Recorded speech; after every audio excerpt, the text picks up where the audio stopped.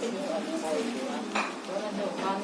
đi xem show cái những người có anh người hài đó có nhiều con sầu người về là nó có cả các thể khác họ show các cái đó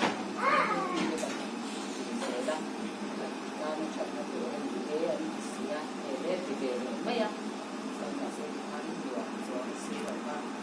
giảm ba điều rồi không học thì nó vẫn học đọc tới cái đó tất nhiên nó vẫn cả nó không có đâu phải là có đâu rồi đọc cái gì là cái nghe nghe kia thả nó sẽ là gì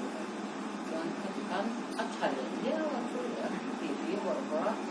cái sao mà cái chuyện nói là khắp ăn sẽ và sẽ có thể xuống con đọc có cái đó thì tôi nên sẽ nói trả của con ai siêu con cũng nói thì kể về con sẽ cái nghe cái nó lại nó thì nó trang của nó cũng giống là con ai em thì nó anh làm gì con anh tôi sẽ thì em phải như thế để đi ăn cho thì thế cho con phải đến đây nhiều lắm nhưng mà cái đây nó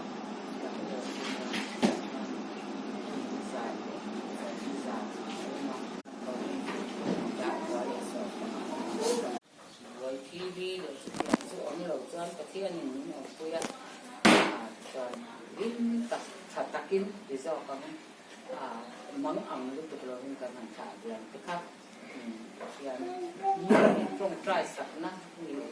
còn phần hơi cái lượng như thế nghe mình trong trai quý đuôi á hàng khác cái thiên này là sao mà tôi rất sạch các đồng đồ các bánh lấu để ra chú vàng in này là trên nó sao nó được cái là chỉ đúng không? Chú mì vàng chú mì các cái ăn đầu tiên là chú phải của chị á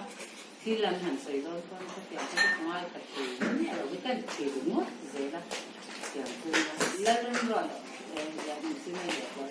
cái lên rồi rồi cái tên rồi đi ông đó cái lâu ổn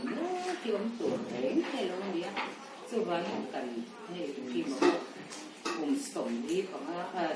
và sự cung mình được thọ cái những này dùng cái chút cái tiền này đầu tiên đầu là tạo sự cho anh nghe vui vắt tuổi cần thể lắm đi cần này của đi tê tê thì nó thọ vào trên cái chắc chắn người mà đã áp vào đâu là dùng cái này của thì là trên sáng sẽ thêm như mình pha thì mình cần sẵn thế cần này thì dùng cái là cho nó phần vân vàng để sẽ về không ạ mà rồi cho phần ngay mà thì người nhiều mình lẩu anh cho ông xỉa cho nó phát triển là anh vui đi hả là vì những hàng cần sẵn thì là phần lẩu cái phần sẽ phần ngay á thì ở già thì mình nói ông kia học rằng xa cả và những cái những cái hội cái rồi việc này em đâu ta nằm bắt xe cái này mình thằng ấy nằm bắt cái này đấy mấy xí đó khi làm đây cần này có cần uống lên nó tiền còn ăn sáng cái con qua lắm kể là viên cái rồi phòng về là cái con kia thì con chuyện lắm mấy cái đồ như là con mình làm bon con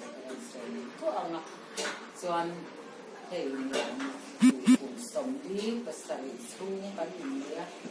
những chuyện cái hết cái gì á khi mà cái mình mai con tìm thao một cái chuyện ở ngoài các cái gì rất là khó nhiều bà là xuống của mình dân nghe chút thời gian thì số hành gì vậy thế là như một cái tết cho ống lẩu hết là có về anh em sự do mình chủ trang cho ông á rồi mà cái cho nên cần phải đi sửa nó sẽ làm được lắm giá đi lắm có kiếm lẩu lúc thì do các nghỉ lẩu có những người làm gì cái lẩu nếp thì cái mình ngay tâm thì ăn gì ta cần xây nữa thì anh làm mình nói ở trong cần cái tâm nó mất mọi người thì thao tạo không bây giờ chứ mà cho nên mình thấy ai thì anh em cũng xin nhau thì các xã về cho nhận nên chỉ là lâu không được rồi sẽ sung lên hay chỉ phép nhẹ thả nhẹ những cái chỉ lâu thì nó sẽ không tan sẽ không tan những rồi nhé và chúng ta sẽ cho mà còn người ta những cái pa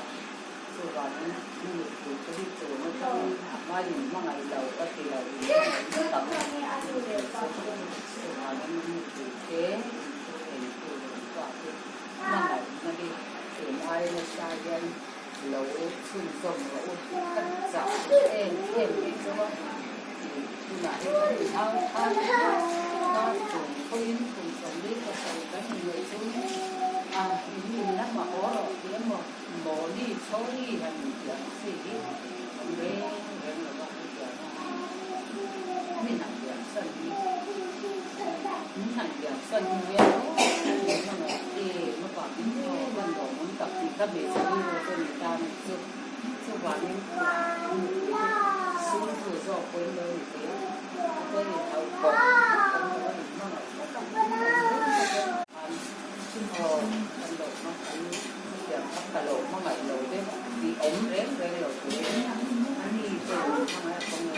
cái gì cái cô cái này thì ăn cái cô lẩu phết